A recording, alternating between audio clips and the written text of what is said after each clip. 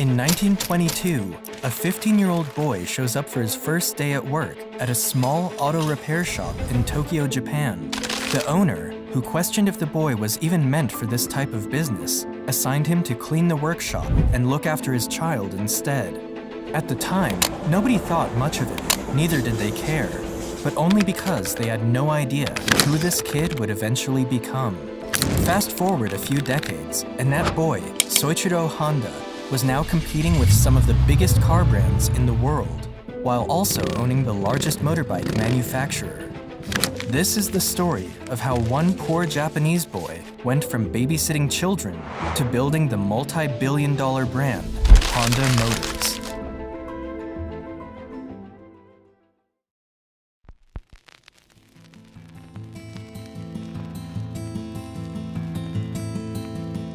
The story begins in 1906 in a small, poverty-ridden village called Tenryu, Shizuoka, at the foot of Mount Fuji. It was there that Gihei Honda and his wife welcomed their first son, Soichiro Honda. Soichiro's father was a local blacksmith from the village who also fixed bicycles on the side, while his mother was an accomplished weaver. Raised in difficult economic situations, Soichiro lost 5 of his siblings growing up due to health issues. When Soichiro was 8 years old, he was going about his normal routine in the neighborhood when he heard a strange rumble that grabbed his attention. He followed the sound until he came across a big piece of strange machinery rolling along on 4 wheels. This machine was a Ford Model T, and Soichiro was left captivated by what he had just witnessed. It was the first car I saw. What a thrill! I could not understand how it could move under its own power. And when it had driven past me, without even thinking why, I found myself chasing it down the road as hard as I could run. This experience left a mark in his life that would forever change the way he would engage with machines. He learned how to wet the blades of the farm machinery and repair bicycles. He was fascinated by all kinds of engines and motors. But Soichiro hated the idea of going to school, and instead of pursuing a proper education, he spent the majority of his childhood helping his father with his bicycle repair business. His lack of interest in school affected his grades so terribly that he used some rubber that he found to forge his family's stamp on his grade reports. That way, his father wouldn't need to sign the paper and see his grades. Eventually, he got caught, and his father punished him by making him kneel on his knees for an entire day without lunch. In 1922, Soichiro came across a magazine ad for a Tokyo-based automobile servicing company called Art Shokai. He reasoned that, since the company was one of the most popular motorcar services in the city, they might be in need of new workers. So, he wrote a letter to Art Shokai, inquiring about a job, and luckily enough, he received a positive reply. So, at the age of 15, Soichiro dropped out of school, left home, and headed for Tokyo in pursuit of his dreams.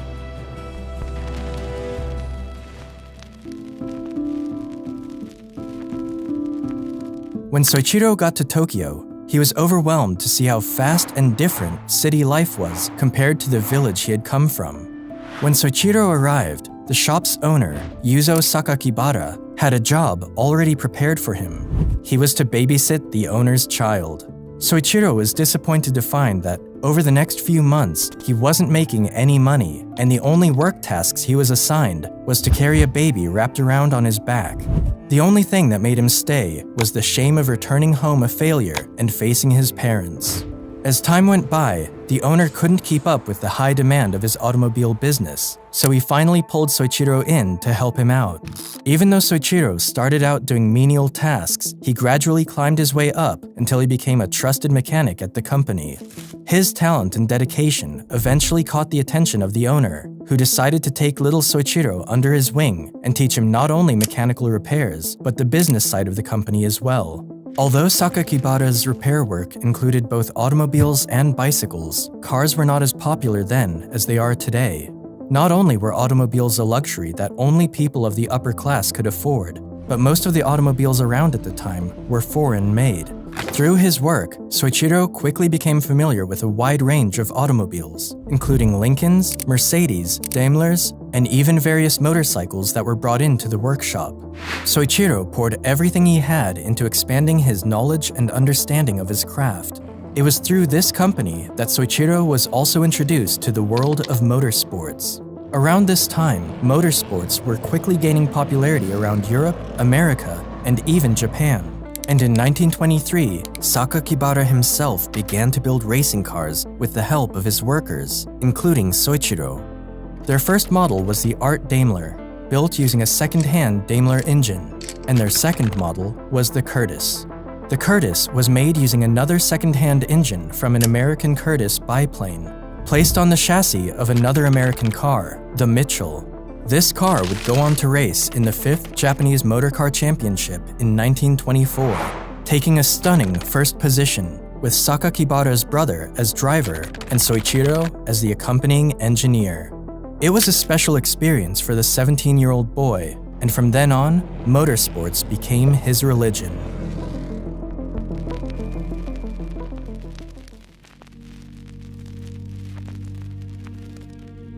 In 1926, Soichiro was drafted for military service, but didn't pass the medical exams as they revealed that he was colorblind. Thus, he was excused from the army and was able to keep working at Art Shokai. By 1928, Yuzo Sakakibara wanted to expand his business and decided to open a branch of Art Shokai in Hamamatsu. He believed there was no better man to leave in charge than his young apprentice, and at the age of 21, Soichiro was called upon to run the new branch. However, Soichiro's repair shop struggled during the first year, largely because people didn't want to entrust their cars with someone so new and so young. So, Soichiro had to live off the scraps that other repair shops cast aside. Still, the young man used all the knowledge and skill he had acquired over the years, and in time, he successfully managed to grow his business. By the 1930s, his new shop had grown from a one-man operation to a staff of 30 people. The branch grew at an incredible pace during the next few years, and with so much work to be done, Soichiro had to bring his wife in to help run the company. Even though Soichiro was known as a brilliant mechanic, he was also a prodigious racing driver, and this was another skill that helped him stand out from his peers.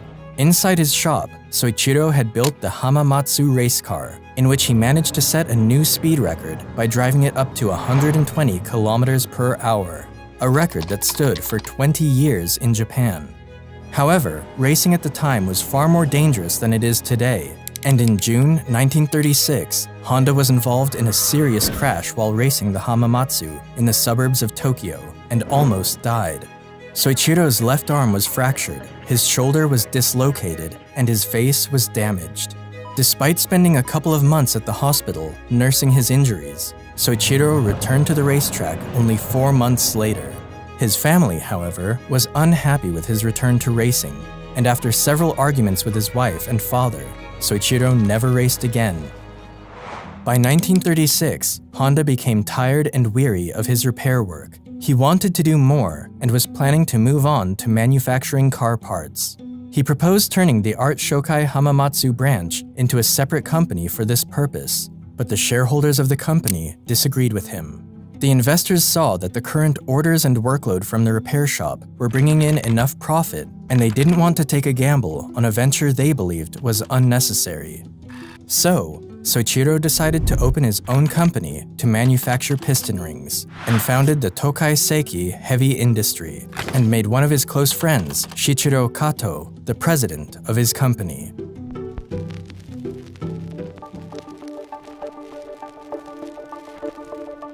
Soichiro and Kato worked tirelessly in their new venture, and together started the Art Piston Ring Research Center. Soichiro, in particular, was still working at his Hamamatsu branch, spending his days at the repair workshop and his nights developing pistons. For a long time, they struggled to make any breakthrough, and during the next couple of years, Soichiro had worked so much that he lost a lot of weight, causing his face to look emaciated. All the stress his body and mind were going through made him look like a completely different person, and after a series of failures, Soichiro decided to enroll as a part-time student at the Hamamatsu Industrial Institute to improve his knowledge of metallurgy. It wasn't until 1939 when Soichiro would finally create a successful working piston. Confident in his design, he quit his job at Art Shokai, handing the branch off to some of his trainees, and proceeded to work full-time at his new company. Honda began producing pistons day in and day out, but his creations were still flawed and nowhere near the quality they needed to be. Toyota contacted Soichiro to make pistons for the company, and out of the 50 he submitted, only 3 passed Toyota's standard. It was a big setback for Soichiro, but he didn't give up. He spent the next few years traveling around Japan, visiting steelmaking companies and universities to improve his knowledge of manufacturing piston rings. After gaining confidence in his knowledge and experience, Soichiro gave it another try. The result was incredible. Not only did his new pistons pass quality control, but orders also began to come in from all over the country, so much so that the company went on to employ around 2,000 people just to catch up with the orders. Things were starting to look great for Soichiro and his company, until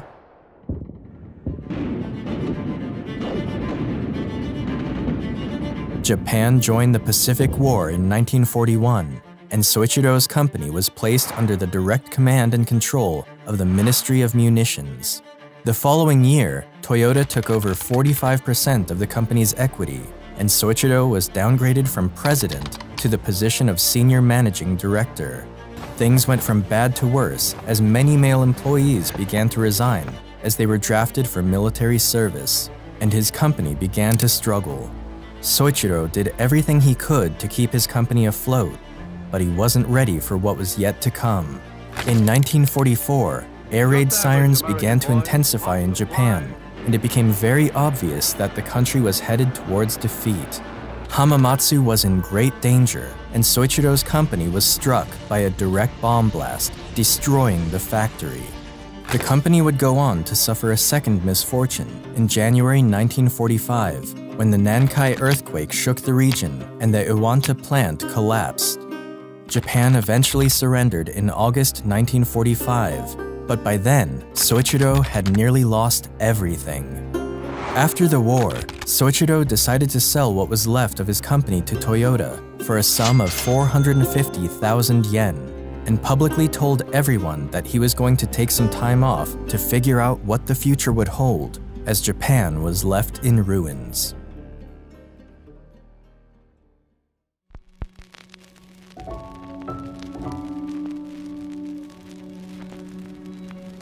A year after the war, the country experienced an economic meltdown that threatened the lives of its citizens. There was a shortage of food, clothing, and shelter, and resources were rationed. As a result, Soichiro couldn't even find enough gas to drive his car to the market and buy food for his family. One day, Soichiro came across a generator engine that belonged to the Japanese Imperial Army, which was used during the war to power up a wireless radio. He was fascinated with the engine, and after figuring out how it worked, a bright idea came to him. What would happen if he attached this engine to a bicycle? By no means was this a new invention. The practice of clipping a motor onto a bike was common in Europe, and a few of these had even made their way to Japan. But Soichiro knew the country was in desperate need of cheap transportation. And so, in 1946, Soichiro used his old warehouse to establish the Honda Technical Research Institute for the sole purpose of figuring out a way to make motorbikes. There, he and a staff of 12 men followed through with his idea and successfully managed to put together a motorbike using some engines he found along with other spare parts. These new bicycles instantly became a hit, and orders began to come in from different parts of the country. Soon enough, Soichiro was running out of used engines, so he decided to design and develop one of his own. In 1947, he finished the Type A engine, and for the very first time, the Honda name was emblazoned on a machine.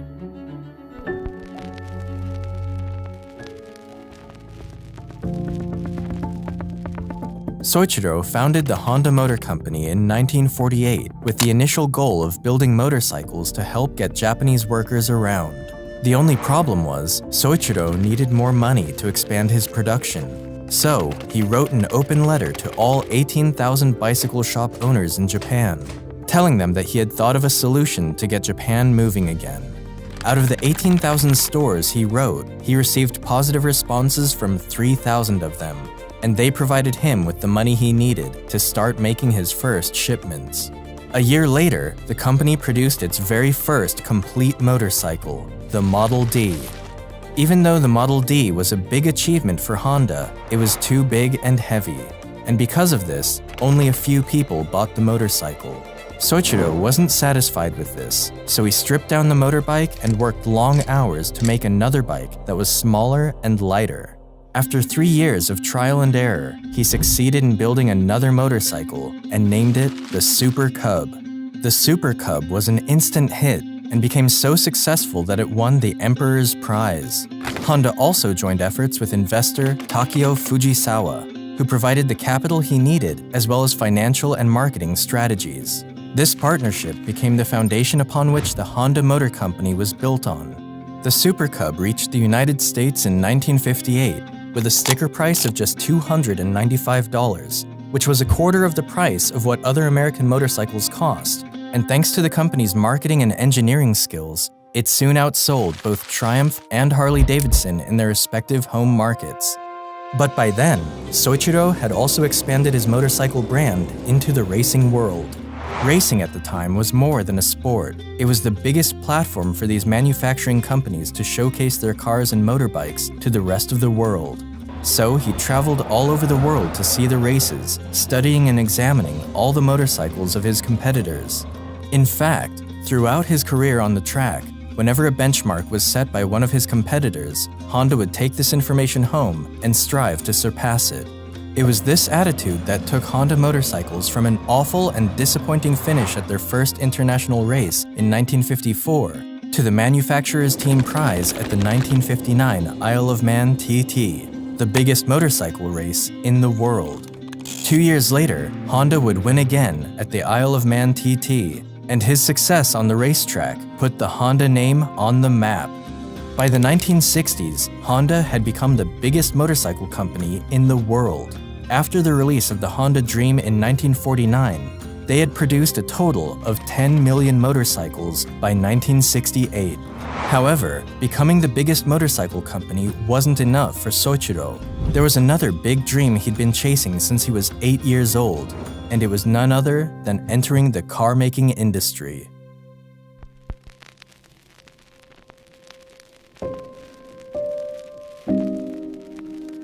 When Soichiro announced he was going into the automobile market, many people warned him that it was too risky for the company and that he was better off just making motorcycles. Around this time, Japan had Nissan, Toyota, and a few other companies who were competing in the tough world of the automobile market. And Japanese officials tried to convince Soichiro that the country didn't need another car manufacturer, but Soichiro didn't listen to their arguments. Honda debuted its first automobile in 1963 with the release of the T360 mini truck, a small but reliable pickup truck. Unfortunately, the mini truck never gained much traction, and it was soon followed with the company's first ever sports car, the S500. This S500 was a two-door roadster with a 4-speed transmission, capable of reaching 80 miles per hour. It was a smaller car, but it was smooth and easy to drive. But sadly, only around 1,300 cars of this model were built, making it one of the rarest Honda cars ever made. But just like Soichiro did with his motorcycles, Honda brought its cars into the racing world. The Honda RA271 made its Formula One debut at the 1964 Belgian Grand Prix. It only took 1 year for Honda to achieve a first-place victory at the 1965 Mexican Grand Prix with their new successor, the RA272. But despite its early success on the racetrack, Honda was nowhere near beating its competitors in the car market. So they took a break from racing and turned their attention to building one of the most successful cars in the automobile market, the Honda Civic. Honda debuted their new model in 1972, and in the following years, it became one of the most popular cars in the world. One of the reasons for its success, especially in European and American markets, was due to the oil crisis of the 1970s. During this period, shortages of fuel spread all over the world. And to tackle this, Soichiro devised a brand new method for fuel management called the compound vortex controlled combustion. or CVCC for short. This allowed people to travel further distances with their car without burning too much fuel. The Honda Civic also tackled the pollution problem caused by exhaust gases by adding a catalytic converter to its vehicles, something that other big automakers didn't consider as much at the time. And just like that, Honda was rapidly becoming popular in the automobile market. Even though Americans might have bought the Civic out of necessity, it was the Honda Accord that really changed the game. Initially, the Honda Accord debuted as a compact hatchback, but it later expanded to sedans. This new model contained the same fuel-efficient feature as the Civic, but with a better moderate size, and thanks to their wider interior space and comfort, the Honda Accord would later become one of the best-selling sedans in the automotive history. At the beginning of the 80s, the Honda Motor Company was the third largest producer of cars in Japan, and by the end of the decade, it was the third biggest car company on the planet. Soichiro Honda retired from the company in 1973 and later died on the 5th of August, 1991. Looking back on my work, I feel that I was doing nothing more than mistakes, blunders, and serious omissions. But I am proud of the achievements. Although I did one mistake after another, my mistakes and failures never occurred for the same reasons. Honda has now expanded into multiple industries, including jets, boat engines, power equipment, and robots, to name a few. Thank you all for watching. Make sure to subscribe and like the video. Until then, I'll see you in the next one.